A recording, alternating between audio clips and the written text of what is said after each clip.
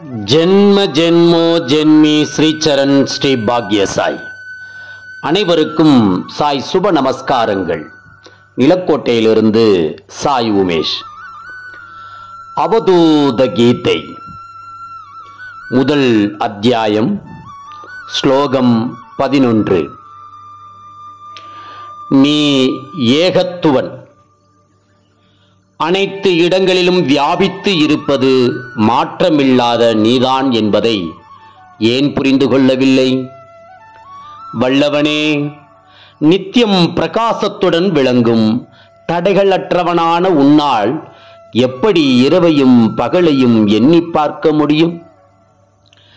எங்கு நோக்கினாலும் பிரம்மமானது சுயமாகவே விடுவிக்கப்பட்ட ஒருமையான உணர்வாட்டுடன் இருப்பதால் தோன்றும் அனைத்துமே பிரம்மம்தான் என்கிற இந்த கூற்று சாதாரணமான நிலையில் இருக்கும் ஜீவன்களுக்கு மிகவும் ஆச்சரியமான ஒன்றாக இருக்கக்கூடும். அனைவருடைய சைதன்யமும் ஒரு குறிப்பிட்ட வஸ்துவின் உண்மையான குணத்தை ஐம்புலன்கள் மூலம் எப்படி இருக்கிறதோ அப்படியே தோன்ற வைப்பது பொதுவான புலனுணர்வு திணர். இருப்பினும் ஒரு அவதூதருக்கு காணும் அனைத்துமே பிரம்மத்தின் குணம் என்றும், பிரம்மத்தின் நாடக விளையாட்டினுள் அனைத்துமே உண்மை என்றும் ஏற்றுக்கொள்வார்கள்.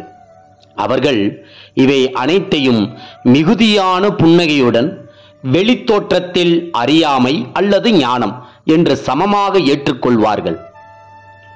பிரம்மத்தை உணர்ந்துவிட்டால் சர்வ வியாபியான பிரம்மத்தின் இருப்பை நிரூபிக்க எந்தவிதமான சாட்சியமும் தேவையில்லை.